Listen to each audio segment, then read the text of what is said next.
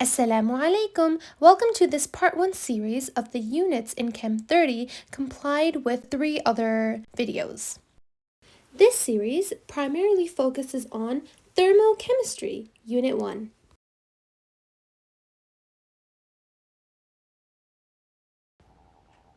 The topics that we're going to be exploring today is calorimetry and molar enthalpy, Hess's law, and enthalpies of formation. So what exactly is thermochemistry? Thermochemistry is the study of the heat changes that occur during chemical reactions and physical changes of state.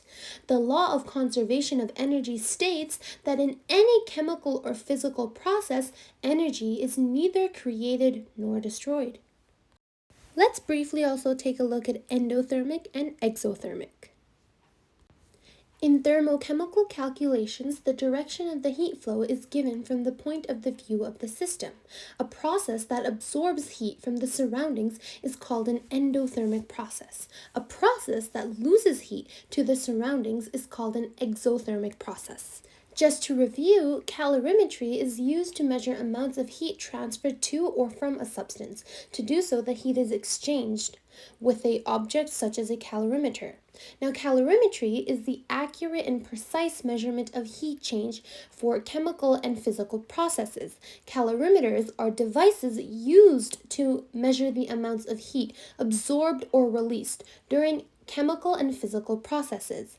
Enthalpy is the heat content of a system at constant pressure. Enthalpy is also represented by the letter H.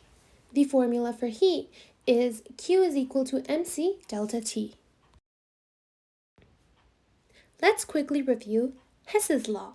Hess's law of heat summation states that if you add 2 or more thermochemical equations to give a final equation, then you can also add the heat changes to give the final heat change. Now, the standard heat of formation is the change in enthalpy that accompanies the formation of 1 mole of the compound from its element with all substances in their standard states at 25 degrees Celsius. The last main topic we're going to be looking at is molar enthalpies of formation. The net enthalpy change in Hess's law equals the enthalpy of formation of the products. And this is the formula. So now that we have a recap of the major topics in thermochemistry, let's take a look at a question that combines all of these concepts. So a 95-gram sample of Al or aluminum is placed into 300 milliliters of water. When Al melted, the H2O temperature went from 75 degrees Celsius to 89.56 degrees Celsius. Part B, because calorimetry is flawed, use Hess's law to find the delta T for the following equation. 2Al plus 3Cl2 yields 2AlCl3. And last but not least, Part C. What is the enthalpy of formation for this given equation? Moving on to Part A. A 95-gram sample of aluminum is placed into 300 milliliters of water. When aluminum melted, the water temperature went from 75 degrees Celsius to 89.56 degrees Celsius. What is the molar enthalpy of the reaction for Al? Now we must start off with the formula, which is delta H is equal to negative Q, which is also equivalent to N, which stands for moles, delta HRM equals to negative MC delta T. So in this case, the N delta HRM would be the aluminum, and the negative MC delta T would be the water. So we're going to begin with plugging everything into the formula, 300 grams, the same specific heat capacity, and Tf minus Ti. Step 2, we need to quickly find the moles so that we can continue working on the same equation. To find moles, that would be grams divided by grams per mole. So in this case, 95 grams of Al divided by 26.982, which gives us 3.52 moles. Now I purposely kept the moles big so that I can confuse you with the big answer. Okay, and once we find our moles, we're going to plug that into the equation. We're going to do basic algebra, basic math. We're going to add everything on the right side and move everything onto one side, and then we get our delta H RM or molar enthalpy.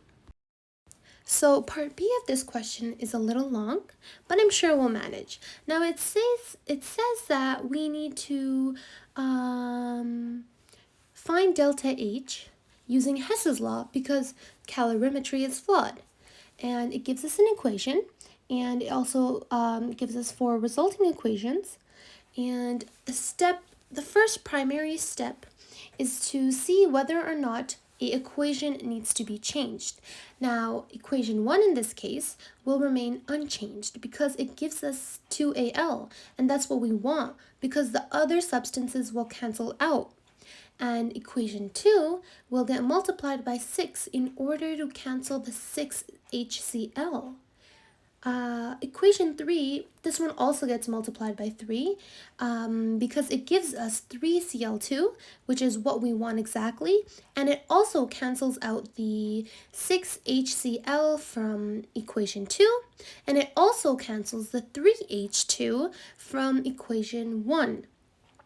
And lastly, equation 4, this one would get flipped because we need to put AlCl3 on the right, and it gets multiplied by 2, and then it cancels the AlCl3 from equation 1.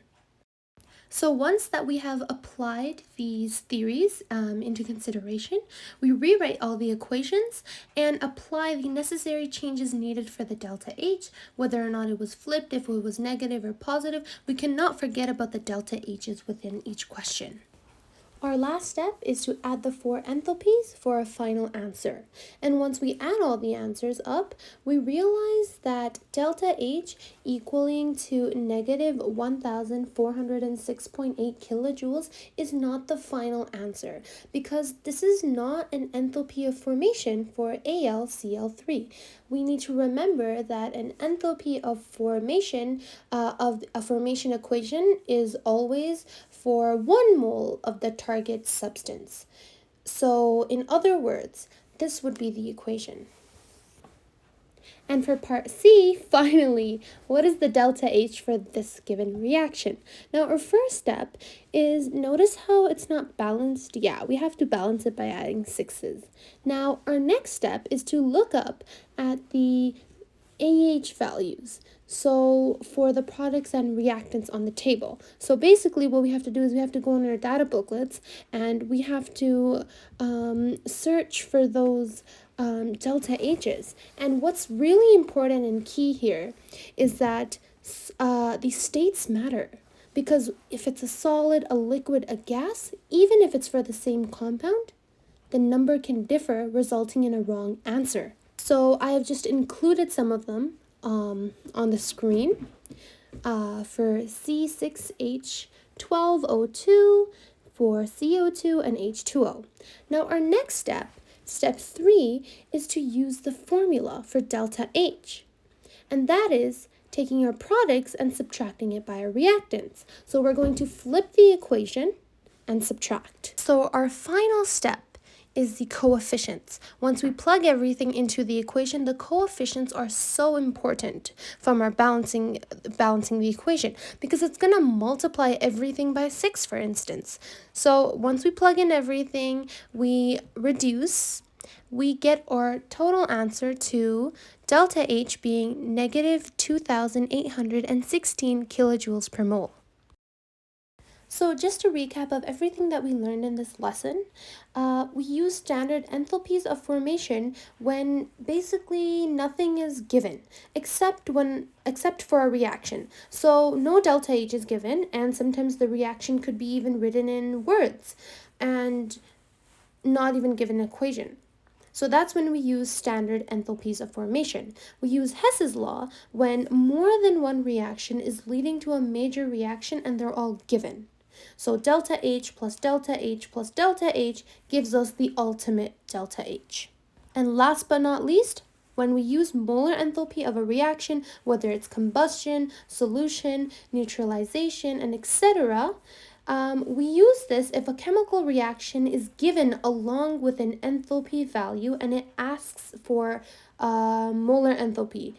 And if the reaction is given along with an enthalpy value, and grams are given. So we can also use proportions to solve for x.